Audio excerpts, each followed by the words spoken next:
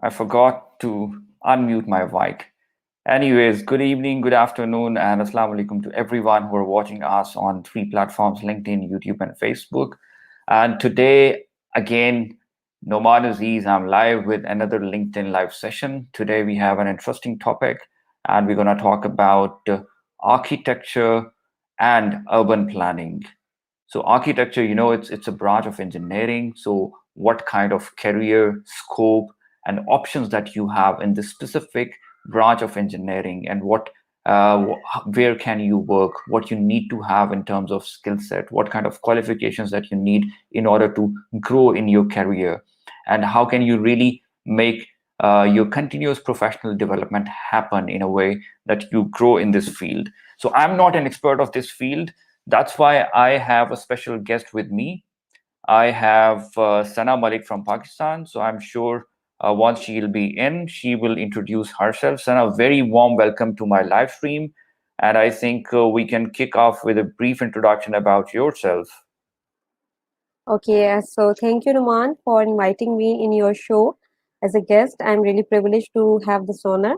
My name is Sana Malik, and I am assistant professor in School of Architecture and Planning, University of Management and Technology, Lahore, Pakistan. And I have been in the academia for like 8 to 9 years. And besides this, I'm pursuing my PhD in housing studies from Malaysia. And Sarah, tell us something about your Twitter page. I know you are very active. You have thousands of followers over there. And what you are doing exactly on that Twitter page that you have such a huge number of followership over there? Okay, it is a very interesting journey. First of all, I have started it as a personal page. My profile was like with my name, Sana Malik. In earlier this year, because I have made a Twitter account like in 2011, but I have not been using it very actively. I'm very much active on LinkedIn and other social media like Facebook and Insta. But Twitter, I always I don't like it because मुझे उसका पता नहीं था कि वो कैसे चलता है और उसका मतलब कैसे इतने followers बनते हैं, उसका mechanism नहीं पता था. But one thing clicked in my mind that why all the news channels, whenever they have to give a headline or give a news from some political person or some celebrity media person, they always refer to their Twitter account. Right. That ये tweet आज इमरान खान साहब ने किया या ये tweet जो है वो अली जफर साहब ने किया.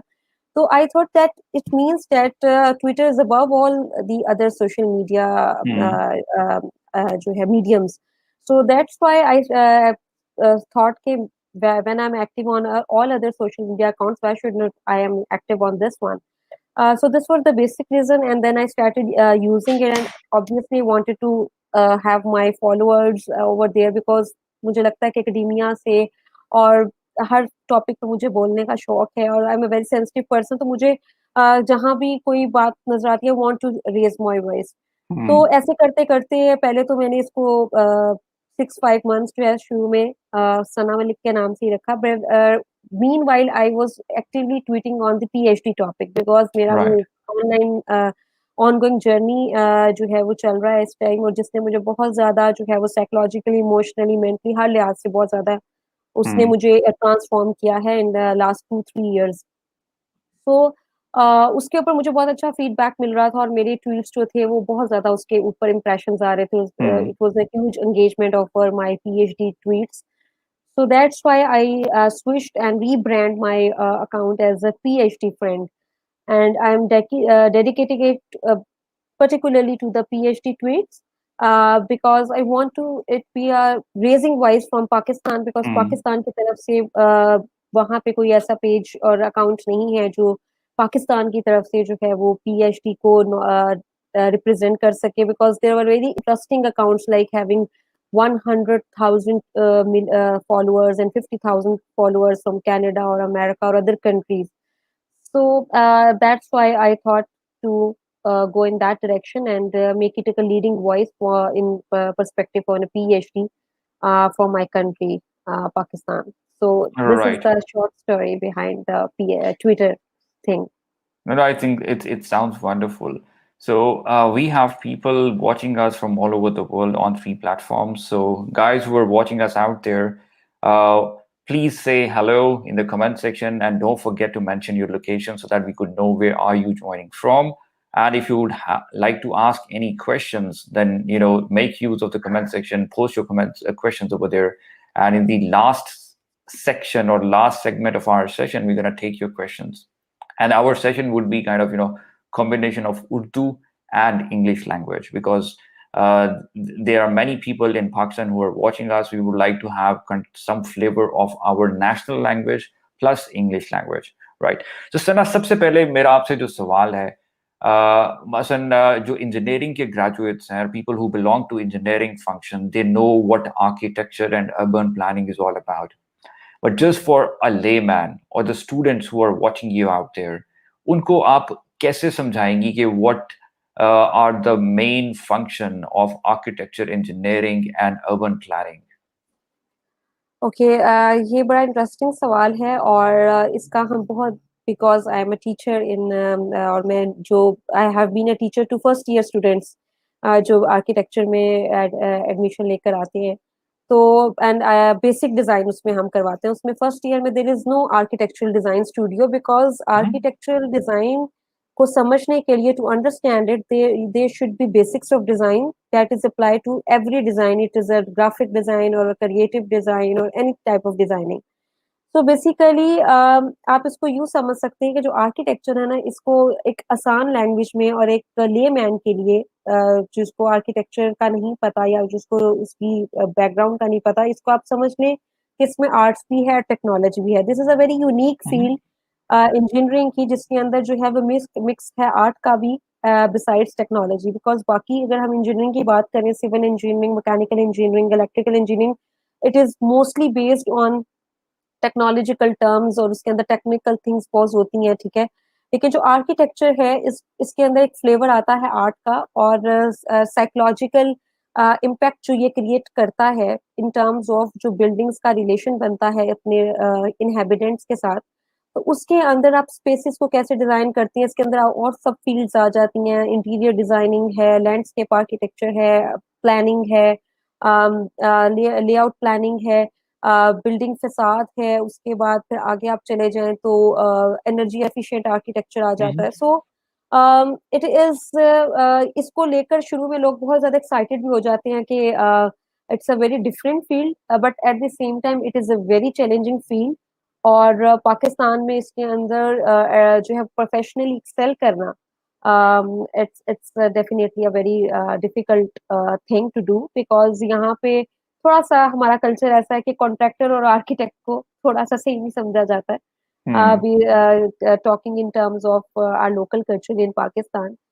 तो ये है कि इसके अंदर चैलेंजेस बहुत हैं, and people grow as a person in this whole process, because हमारी आर्किटेक्चर के अंदर हम केस स्टडीज बहुत ज्यादा करवाते हैं। बच्चों का इंटरेक्शन एक लेटर इनिशियल स्टेज के अंदर बहुत ज्यादा हो जाता है फील्ड के साथ, और इसके अंदर मल्टीपल जो मैंने अभी आपको डायरेक्शंस बताई हैं, तो सम हाउ एक आर्किटेक्ट जो होता है वो प्रोफेशनल तरीके से बहुत ग्रूम कर लेता है with in the 5 years of education. Hmm. अच्छा, जब हम आर्किटेक्चर इंजीनियरिंग के स्कोप की बात करते हैं, I mean that is confirm that you need to have some kind of engineering background. I mean it's a field of engineering, plus जिस तरह आपने बात की कि you need to have more creativity and innovation skills within yourself if you would like to pursue your long term career in the field of architecture as compare to other branches of engineering. हम ये नहीं कह रहे कि बाकी mechanical engineering में, electrical में या सिविल में आपको इतना ज्यादा क्रिएटिव और इनोवेशन नहीं होना पड़ता, बट प्रॉब्ली आर्किटेक्ट इंजीनियरिंग में you need to have kind of more creative in order to design or design the infrastructure of the buildings or whatever. Hmm So मेरा अगला सवाल आपसे ये है, हम्म जिस तरह आपने बात की कि ये स्किल्स जो से ये रिक्वायर्ड हैं, हम्म अब अगर हम स्कोप की बात करें, बाज लोग ये समझते हैं कि जी आर्किटेक्चर का काम सिर्फ यही है कि वो बिल्डिंग के नक्शे बनाएगा या किसी कॉलोनी के नक्शे बनाएगा या किसी ब्रिज के नक्शे बनाएगा। तो आर्किटेक्चर के जो लोग हैं वो कहाँ कहाँ एब्जॉर्ब होते हैं, उनके लिए जॉब अपॉर्चुनिटीज कौन कौन से सेक्टर्स में अवेलेबल है? I mean you belong to academia, apart from hmm academia what else hmm. They can do? अच्छा, ये बड़ा अच्छा क्वेश्चन किया आपने, बिकॉज ये मेरे अपने लाइफ जर्नी के साथ बहुत ज्यादा अटैच करता है। बिकॉज मेरा जो प्रोफेशनल कैरियर है, मैंने 2009 में ग्रेजुएट किया फ्रॉम यूईटी। तो उसके बाद मार्केट में there were not enough jobs, right. Because I guess वो एक क्राइसिस का टाइम चल रहा था 2008 में, जब ग्लोबल क्राइसिस था फाइनेंशियल।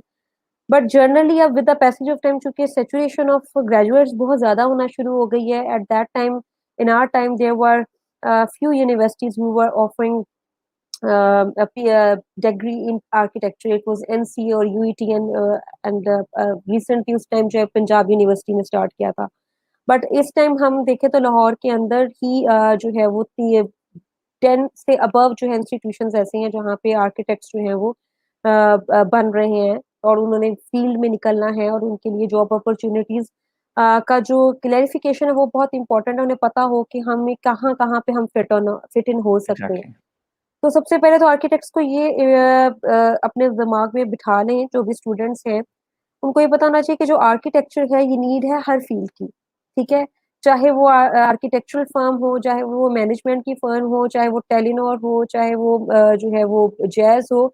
आपको हर ऑर्गेनाइजेशन के अंदर एक जो है वो मैनेजमेंट का या बिल्डिंग कंस्ट्रक्शन का एक यूनिट मिलेगा, क्योंकि जो भी बिल्डिंग होती है उसकी एक पूरी मेंटेनेंस होती है। ठीक है, कहाँ पे पार्टीशन करनी है, कहाँ पे लोगों को बिठाना है, कहाँ पे दरवाजा लगाना है। ठीक है, और अगर बड़े लेवल की ऑर्गेनाइजेशन है तो कहाँ पे नया बिल्डिंग ब्लॉक बनाना है, या फिर हमने अपना कहाँ पे नया ऑफिस बनाना है। तो मुझे इन चीजों का पहले नहीं पता था। With the passage of time मेरे ख्याल से दूसरे ऑर्गेनाइजेशंस और दूसरे प्रोफेशंस ने भी इस प्रोफेशन की अहमियत को जाना है, and they have relied started to rely on architects more rather than contractors and interior designer और अदर जो इसके अंदर जबरदस्ती फिट हो जाते हैं लोग। तो ब्रॉडली मैं बताऊंगी, इंटीरियर डिजाइनर, ठीक है, उसके बाद आप लैंडस्केप डिजाइनर बन सकते हैं। ठीक है, आप लेआउट प्लानर बन सकते हैं, आप कलर कंसल्टेंट बन सकते हैं। बहुत से ये जो हम निपन पेंट्स देखते हैं और डिफरेंट पेंट कंपनीज देखते हैं, उन्होंने कलर कंसल्टेंट्स हायर किए होते हैं टू गाइड देयर क्लाइंट्स कि आपने कौन सा कलर करवाना है, बेडरूम में कौन सा कलर होना चाहिए, ड्राइंग रूम में कौन सा होना चाहिए। एंड अदर देन दिस जो हम डिफरेंट ब्रांड्स देखते हैं, इवन के क्लोथिंग के ब्रांड्स, ठीक है, आउटफिटर्स है, सब सब अब दे आर पोस्टिंग कि हमें आर्किटेक्ट चाहिए, बिकॉज वो अपने इन हाउस आर्किटेक्ट्स रखना प्रेफर करते हैं rather than to hire a consultants. So it's just a game of knowledge. You fit in the building construction sector as well, because हमारे students को कंस्ट्रक्शन के subjects भी पढ़ाए जाते हैं। ठीक है, तो साइट सुपरविजन के ऊपर कंस्ट्रक्शन के प्रोसेसेस को भी देखना। तो ये सारी चीजें स्टूडेंट्स को खुद ये समझना चाहिए कि वो सिर्फ किसी आर्किटेक्ट के ऑफिस में फिट नहीं होते। They can be fit in any department, any organization, just they need to know कि what they are capable of. This is very important कि उनको ये पता हो। We being teachers keep them determining them कि आप जो है वो एक बड़ी डायनेमिक किस्म की फील्ड से गुजर के जो एक प्रोफेशनल बने हैं, क्योंकि मैं बिलीव करती हूँ कि जितनी मेडिकल एजुकेशन मुश्किल है, उतनी ही प्रैक्टिकल साइड पे अगर आप देखें तो एक आर्किटेक्चर की डिग्री भी, इसलिए शायद दोनों 5 इयर्स की हैं, क्योंकि दोनों के अंदर ट्रांसफॉर्मेशन प्रोसेस बहुत जबरदस्त किस्म का है। क्योंकि आप हर जैसे मेडिकल की एजुकेशन में आप हाउस जॉब करते हैं, यहाँ पे हमारा थीसिस का एक प्रोजेक्ट होता है जो डेडिकेटेड होता है, जिसमें A to Z लेकर आपने एक बिल्डिंग को ले डिजाइन करना है। तो दिस इज फ्रॉम मी कि इस चीज को आप ना समझें कि आपने सिर्फ आर्किटेक्चर की कर लिया है तो बस आप किसी आर्किटेक्ट के ऑफिस में ही अप्लाई करेंगे। वहां जहां भी आपको कंस्ट्रक्शन से रिलेटेड अपॉर्चुनिटीज मिले, डिजाइनिंग से रिलेटेड मिले, go for it. Don't look at the name of the organisation, ये तो इंजीनियरिंग या तो ये जो आर्किटेक्चर स्कोप में नहीं आती। It doesn't like this. अब ऐसा बिल्कुल भी नहीं है। People are hiring in house architects, और उन्होंने पूरे अपने डिपार्टमेंट्स बनाए हुए हैं। सो इसका मतलब है जहाँ पे भी बिल्डिंग एंड कंस्ट्रक्शन कंपनीज हैं, there is a scope for each and every person who belongs to building construction architect. के अलावा कहीं भी, मैं आपको नाम ले रही थी, जैसे आउटफिटर्स है, हम्म। हार्डी है, ये जितने भी ब्रांड्स हैं जो जो कंट्री वाइड ऑपरेट करते हैं, उन्होंने अपने बिजनेस को एक्सपैंड करना है, उन्होंने अपने फ्रेंचाइज बनानी है, टीसीएस है, व्हाटएवर, जो बहुत ही बड़े पैमाने में फैले हुए हैं, उन्होंने वक्त के साथ they have to grow, they have to expand. तो उन्होंने अपना एक बिल्डिंग यूनिट, टेलीनॉर है, ये जितनी भी सेल्युलर कंपनीज हैं, उन्होंने अपने ऑफिसेस बनाने होते हैं डिफरेंट सिटीज, तो they all have the building construction units, जिसके अंदर आर्किटेक्ट्स और सिविल इंजीनियर्स और interior designers up on permanent basis. तो हम्म। ये आप मत घबराएंगे, सिर्फ कंस्ट्रक्शन और आर्किटेक्चर है।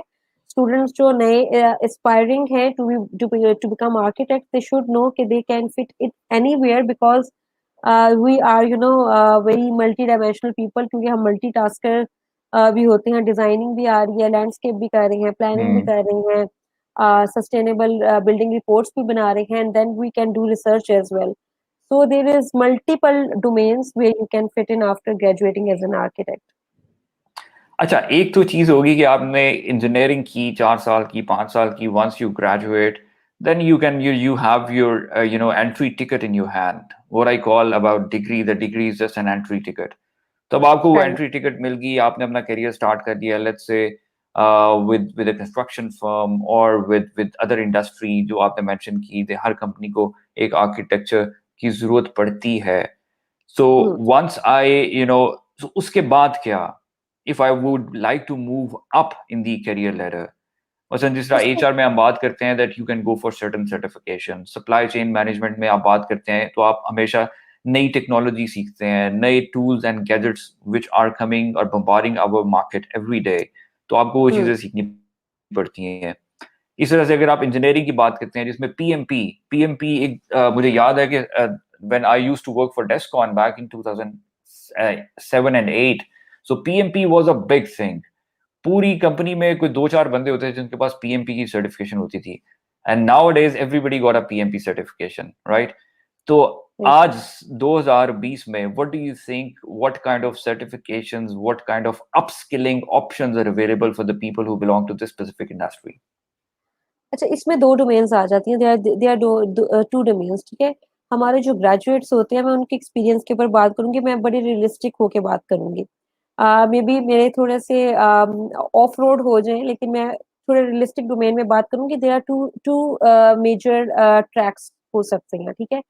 कुछ हमारे पास स्टूडेंट्स आते हैं, कुछ हमारा कल्चर ऐसा है कि we want to become businessman, ठीक है। और अगर आपने अपनी कंट्री में ग्रो करना है, तो आपके लिए ये इम्पोर्टेंट है कि जैसे मैंने कहा कि आप एंट्री टिकट लेके एक्सपीरियंस हासिल करें, ठीक है, अपनी फील्ड का। और उसके बाद एक आर्किटेक्ट को नेचुरली, डेफिनेटली उसको 5-10 साल के बाद अपना सेटअप बनाना, उसके लिए जो है वो एक आप समझ लें फाइनल डेस्टिनेशन होता है, ठीक है। बिकॉज अगर आर्किटेक्चर जो है उसके अंदर डिजाइन एक आपका जो सिग्नेचर है, सिग्नेचर स्टाइल है, ठीक है। तो अगर आपने काम सीख लिया, काम एक्सपीरियंस हासिल कर लिया, किसी के अंडर काम कर लिया, उसके बाद अगर बीइंग एन आर्किटेक्ट आप फील्ड के अंदर अपने नेम को as a signature architecture style लेकर नहीं चल पा रहे, तो वो एक आपकी लैक ऑफ स्किल्स को शो करता है।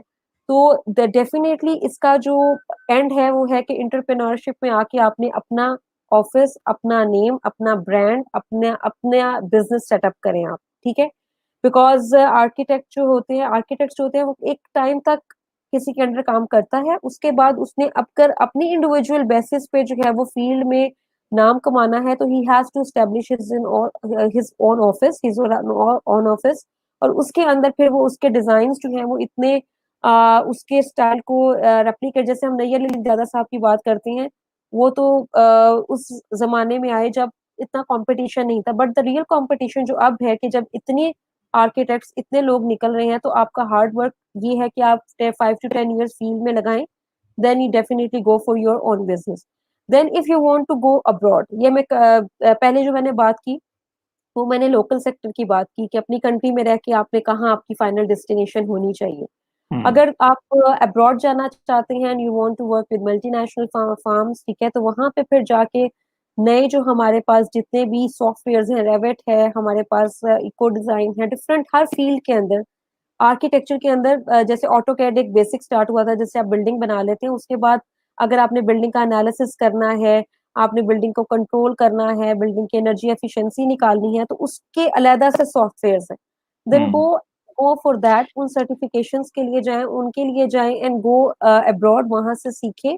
और उसके बाद कोशिश करें कि अपना विजन हमेशा से ब्रॉड रख के एक मल्टीनेशनल फर्म में या मल्टी डायमेंशनल फर्म में एंटर होने की कोशिश करें, बिकॉज वो आपको ग्रो करने की ज्यादा अपॉर्चुनिटीज देता है, rather than if you stick to some specific architectural office। वो स्टार्ट में जरूर करें with your profession of 5 to 10 years, शुरू में जरूर करें, बट आफ्टर दैट अपनी हार्ड वर्क से एंड अपनी डिटर्मिनेशन से अपनी पर्सनालिटी को, अपने आप को एक ब्रांड बना के enter into the multinational firms and then grow. वहां पे आपको इमेंस अपॉर्चुनिटीज मिलेंगी, collaboration with different other countries और दूसरे लोगों के साथ।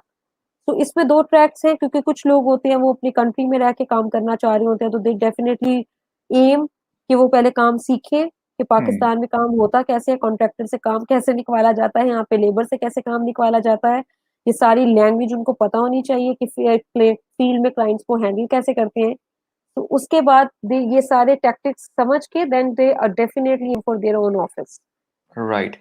So, Sana, I think we got some questions coming on LinkedIn platform. So we can take these questions one by one, and I'm gonna take only those questions which are basically relevant to our discussion. So questions which are not relevant to our discussion, I can just skip, because we do not have enough time to cater all those questions. So we will just take the questions which are very relevant to our discussion. So Idris Khan ने question पूछा है, what is the role of urban planning and architecture development? How electrical engineering play role in urban planning and development in a wider concept? So basically, he would like to know about the linkage between electrical engineering and architecture and urban planning. अच्छा, जैसे का हमने एक मशहूर एक जो है वो सेइंग है कि आर्किटेक्चर के साथ जो है वो 40 इंडस्ट्रीज जो है वो लिंक इन करती हैं, ठीक है।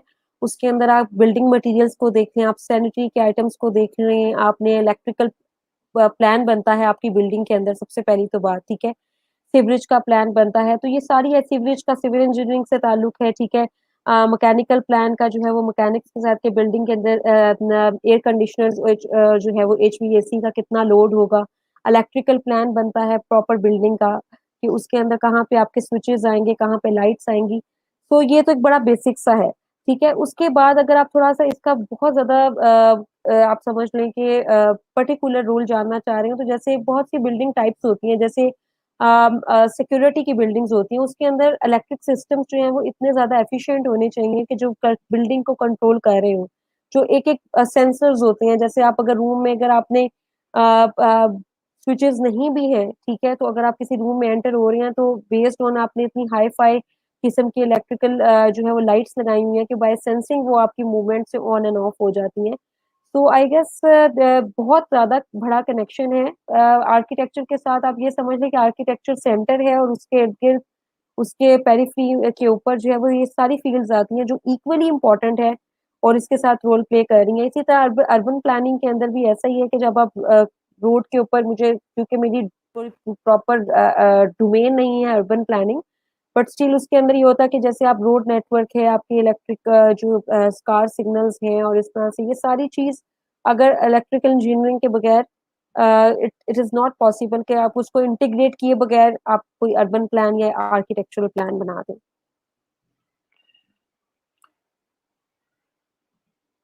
जी बिल्कुल ठीक है। तो इसके साथ ही नेक्स्ट क्वेश्चन भी इदरीस का ही है। Basically I think it's a continuation of the first question, जिसमें वो पूछना चाह रहे हैं कि general practices in GCC countries, every material should go to the architect for approval, why it is so, and mostly MEP items reviewed by respective engineers but final approval comes from the architect. So basically वो ये पूछना चाह रहे हैं कि GCC में normal practice है कि जितना भी मटेरियल आता है वो सबसे पहले आर्किटेक्ट के पास आता है फॉर इंस्पेक्शन और अप्रूवल व्हाटएवर, और MEP के पास बाद में आता है.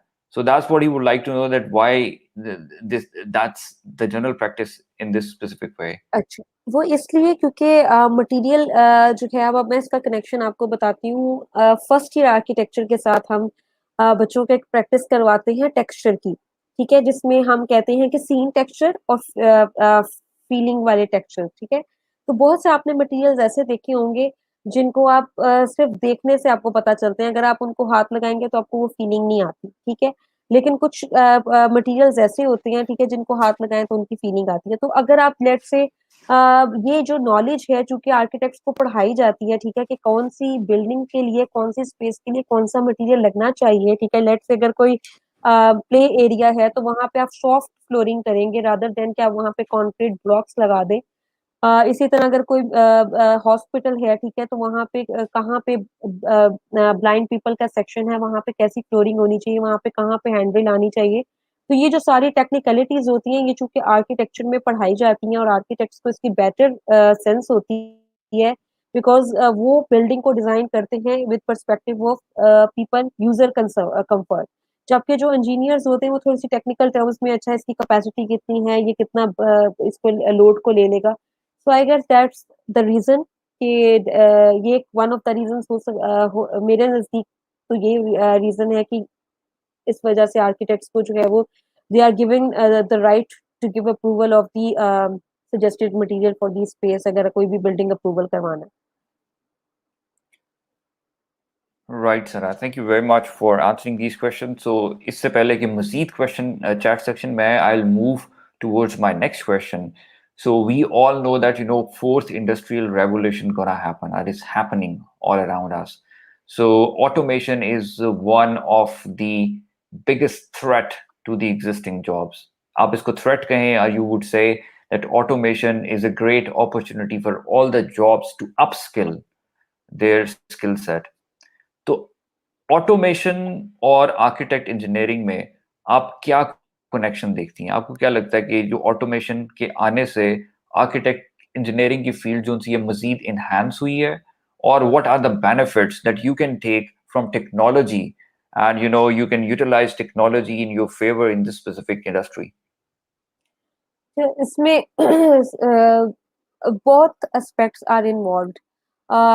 ऑटोमेशन और इंडस्ट्री रेवोल्यूशन की वजह से जहां हमें बिल्डिंग्स के अंदर वी सी वेरी जो advance systems, we have seen के पहले लिफ्ट्स नहीं होती थी, एक्सकलेटर्स नहीं होते थे, बट अब वो they are considered a normal part of any building.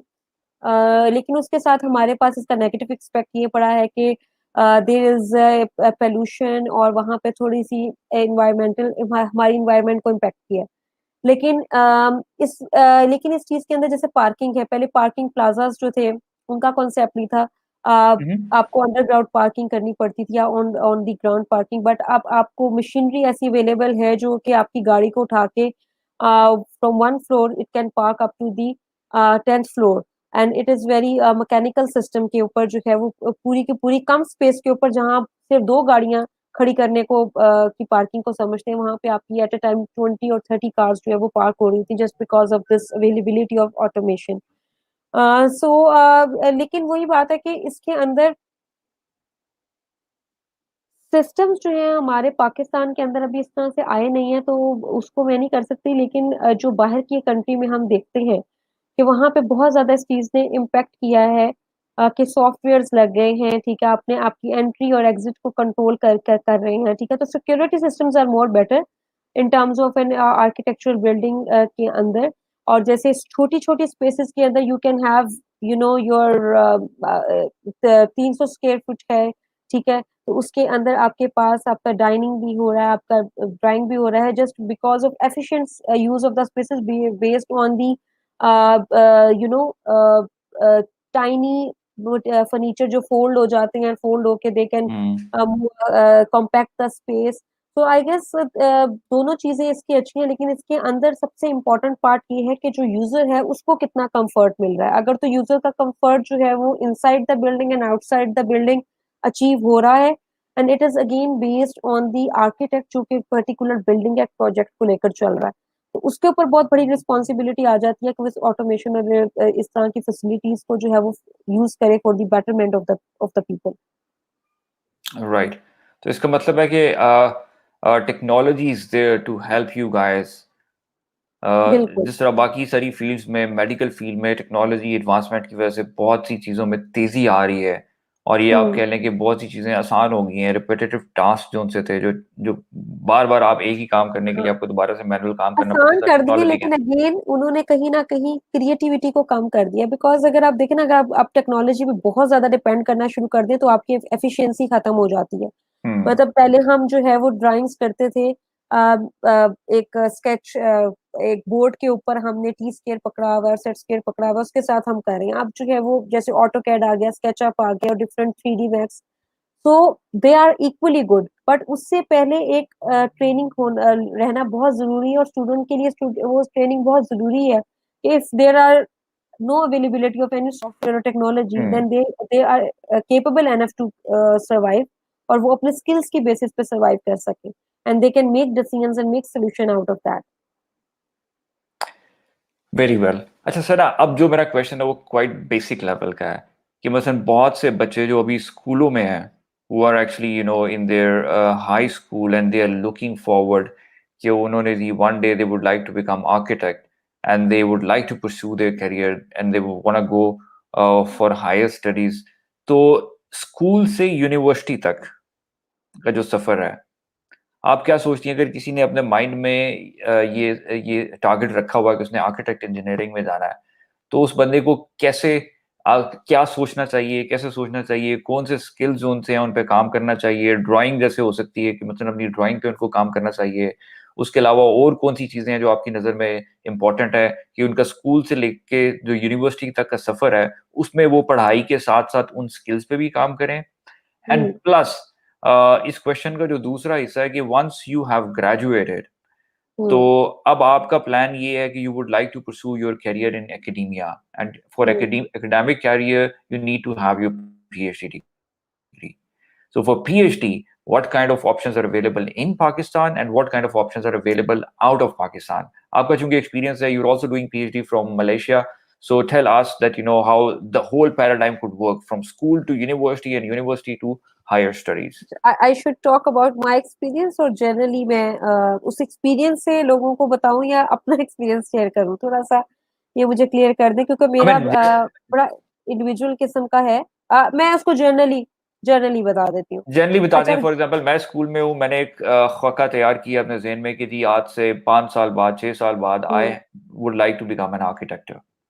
अब मुझे ओके। आर्किटेक्चर बनने के लिए कौन-कौन से जो उनसे पढ़ाई के अलावा और कौन-सी चीज़ों हम्म। पे फ़ोकस करना चाहिए? ठीक हो गया। अच्छा, सबसे पहले तो मैं ये बता दूं कि when I was a student, I was in school और कॉलेज, तो I used to think that architecture is a female based job. Like आपने स्टूडियो में बैठना है, you have to design with colours and different markers and everything, building design हो गई।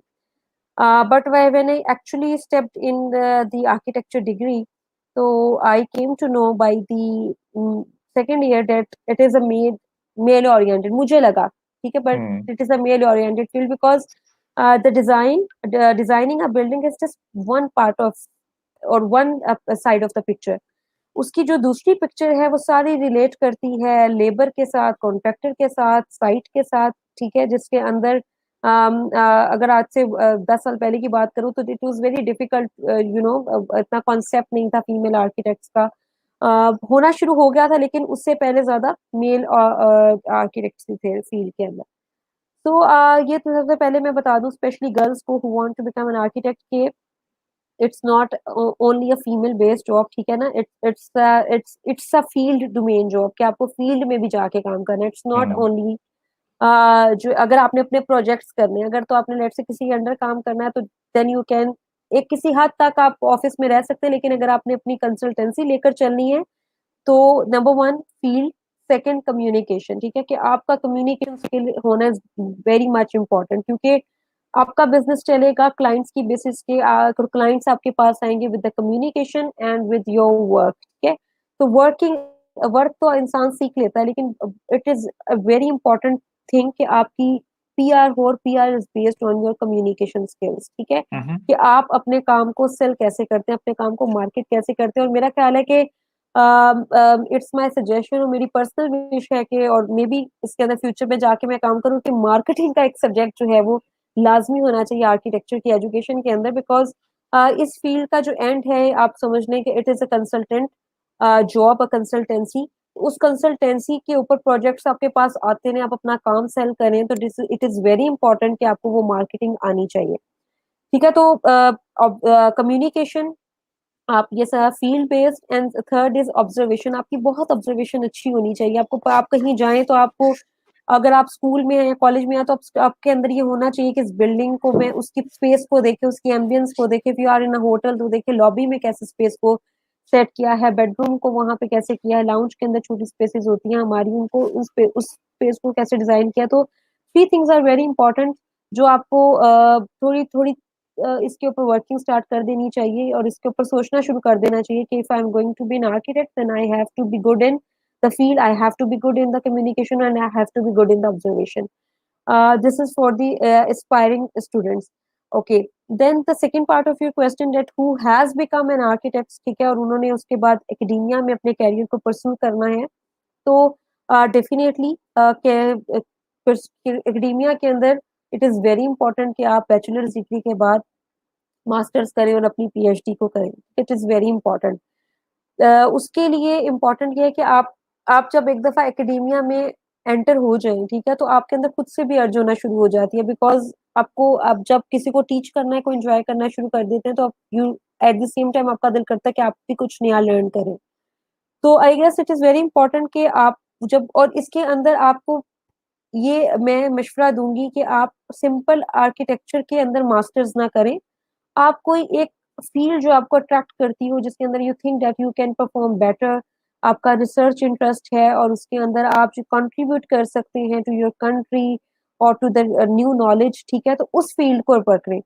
Just for the sake of degree मत किसी भी post graduate degree को करें कि बस डिग्री की रिक्वायरमेंट थी तो मैंने कर लिया। बिकॉज ड्यूरेशन जो आप बैचलर्स की डिग्री के बाद गुजारते हैं, आप अपने आप को देखेंगे, when you are an FSC and when you graduate as a bachelor, तो आपके अंदर 5 सालों के अंदर, 4 सालों के अंदर बहुत चेंजेस आ जाती हैं, और वो बहुत चेंजेस किसी हद तक आपकी डिग्री से भी रिलेट कर रही होती हैं, जो आपने कोर्सेज पढ़े होते हैं, जो आपकी एक प्रोफेशनल और एजुकेशनल जो आपकी ट्रेनिंग होती है, ठीक है।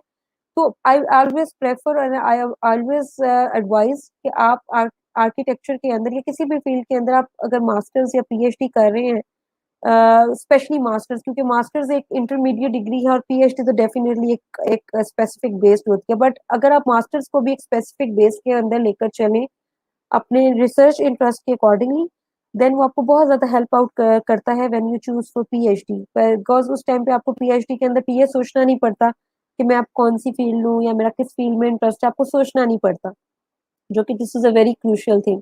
तो जैसे मेरा मास्टर्स जो है वो हाउसिंग के अंदर है, फ्रॉम मलेशिया, ठीक है। तो मुझे उससे एक नया पर्सपेक्टिव मिला है कि housing is a very unique subject, जो कि आर्किटेक्चर और अर्बन प्लानिंग दोनों के साथ रिलेट करता है, और दोनों में यूनिक कॉन्ट्रीब्यूशन होती है।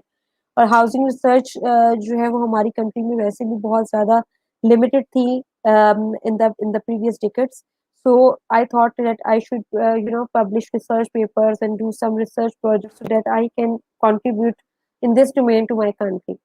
तो पाकिस्तान के अंदर अभी थोड़ी सी कम अपॉर्चुनिटीज हैं, जैसे कुछ कम यूनिवर्सिटीज करा रही हैं, बट आई गेस इसको अगेन सोचना चाहिए कि आर्किटेक्चर के अंदर हेरिटेज भी आ जाता है, सोशल साइंसेज के साथ बहुत ज्यादा आप कनेक्ट कर सकते हैं, आप यूजर बेस्ड रिसर्च कर सकते हैं। तो अपनी अपॉर्चुनिटीज को ब्रॉडर व्यू में देखें आप, चाहे वो आप कंट्री लेवल पे देखें या आप बाहर देखें।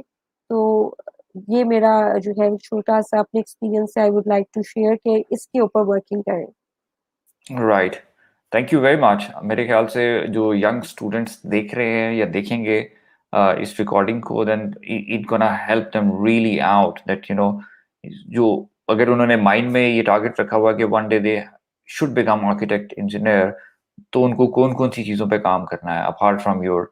और मेरे ख्याल से ये सजेशन जो होती है ये आपको यूनिवर्सिटीज़ को और इंस्टीट्यूट्स को भी देनी चाहिए। जो भी आपने बात की है कि जो सेल्स और मार्केटिंग का एक सब्जेक्ट होना चाहिए, So that's what I think you need to teach to all the engineers. उसमें not even sales and marketing plus management. Management का subject जो सा that is very very important. Very important, क्योंकि very जितने भी important. लोग engineering university से आते हैं they are like technical experts.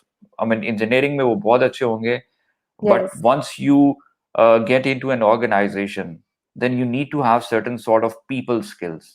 आपको पता Yes. होना चाहिए आपने different लोगों के साथ interact हम्म. कैसे करना है. And when you are working बिल्कुल. in a project, then you should know how to deal with people with different mindsets, how to deal with people with different temperaments. Or when you move up in hmm. the career ladder और आप managerial role में आते हैं या आप team leader के role में आते हैं, so then you are not This- only responsible for your own work, you're responsible for the work of the people who are working under your team. yes, तो this is उनको very कैसे manage important. करना है, उनको कैसे engage करना है, तो ये सारी चीजें या तो आप बच्चों को यूनिवर्सिटी में पढ़ाएं एक आध Yes. बेसिक सब्जेक्ट उसका, ताकि उनको थोड़ा सा theoretical perspective मिले. And once they become part of any organization, then it's the role of the organization to, train those people who hmm. are coming with technical background so that hmm. they could have a grasp on people skills as well. I guess बहुत सी organisations करती भी हैं ऐसी trainings, जैसे UMT में भी when I joined as a lecturer in 2012, तो they did very week long trainings and it really helped.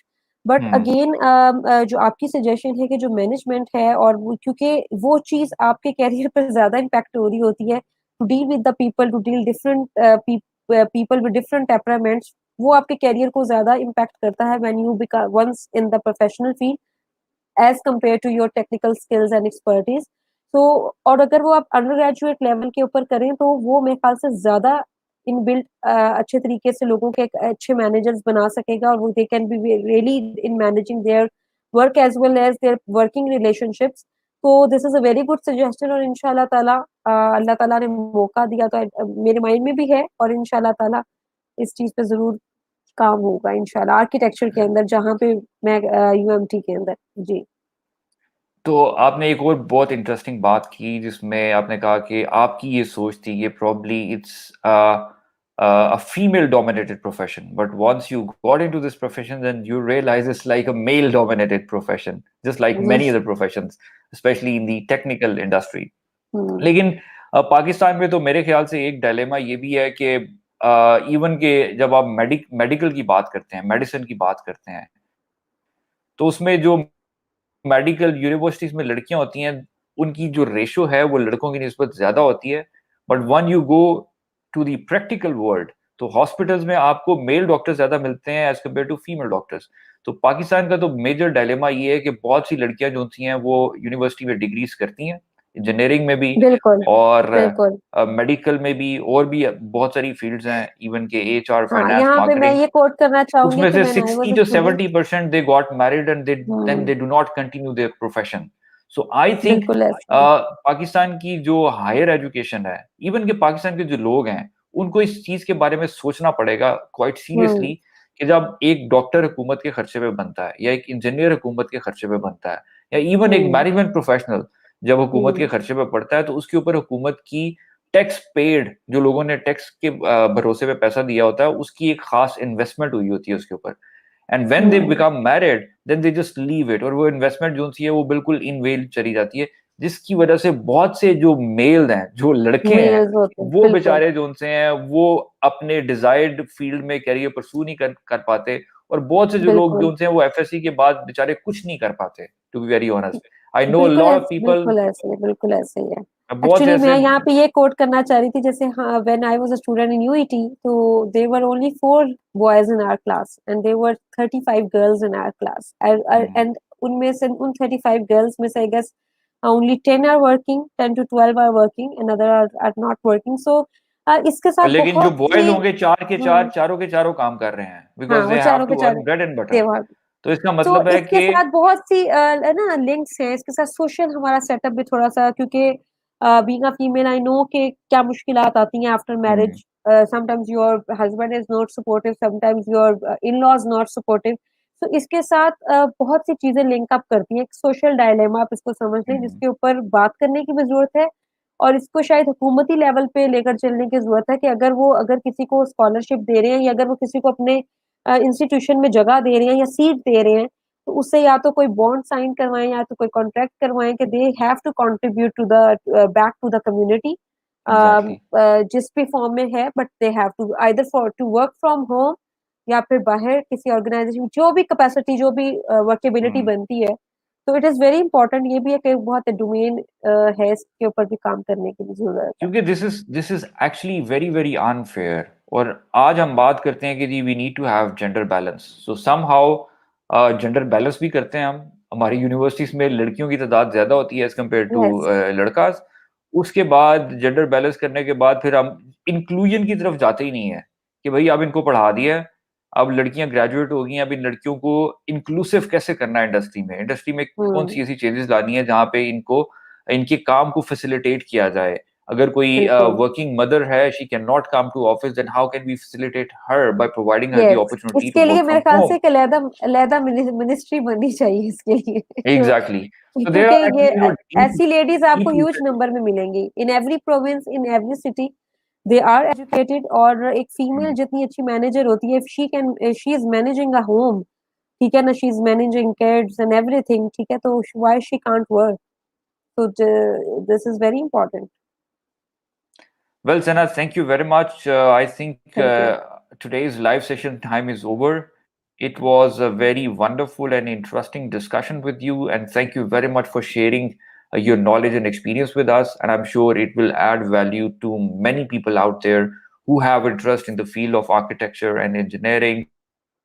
Thank you so much.